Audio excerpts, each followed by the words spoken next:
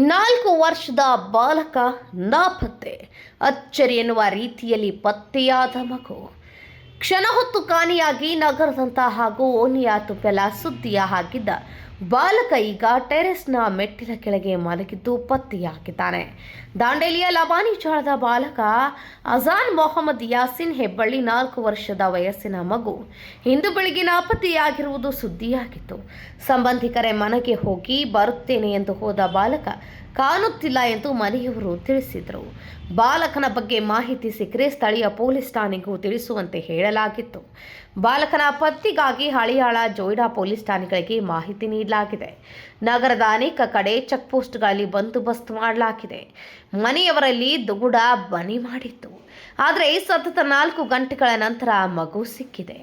ಅಂಗೈಯಲ್ಲಿ ತುಪ್ಪ ಹಿಡಿದು ಊರು ತುಂಬ ಹುಡುಕಿದಂತೆ ಈ ಘಟನೆ ನಡೆದಿದೆ. ಎಲ್ಲ ಕಡೆ ಸುದ್ದಿ ಹರಡುತ್ತಿದ್ದಂತೆ ಮಗುವಿನ ಹುಡುಕಾಟ ಜೋರಾಗಿತ್ತು.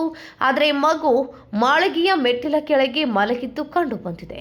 ಓಣಿಯ ತುಂಬೆಲ್ಲ ಸುದ್ದಿ ಹರಡಿ ಜನರು ಜಮಾಯಿಸಿದ್ರು. ಯಾರೋ ಮನೆಯನ್ನ ಮತ್ತೆ ಶೋಧಿಸಿದಾಗ ಮಗು ಸಿಕ್ಕಿದೆ. ಮನೆಯವರ ಕಣ್ಣಲ್ಲಿ ನಿರಾಳತೆ ಕಂಡು ಬಂದಿದೆ. ಸುಮಾರು 5-6 ತಾಸು ಮಗು ಕಾಣದಿರುವುದಕ್ಕೆ ಇಷ್ಟೆಲ್ಲ ಅವಾಂತರ ಸೃಷ್ಟಿಯಾಗಿತ್ತು. ಈ ಮಗು ಸುರಕ್ಷತೆಯಿಂದ ಪೋಷಕರಿಗೆ ಸಿಗಬೇಕೆಂದು ಎಲ್ಲ ಧರ್ಮದವರು ಪ್ರಾರ್ಥಿಸಿದರು. Bureau report KMM news Belagavi.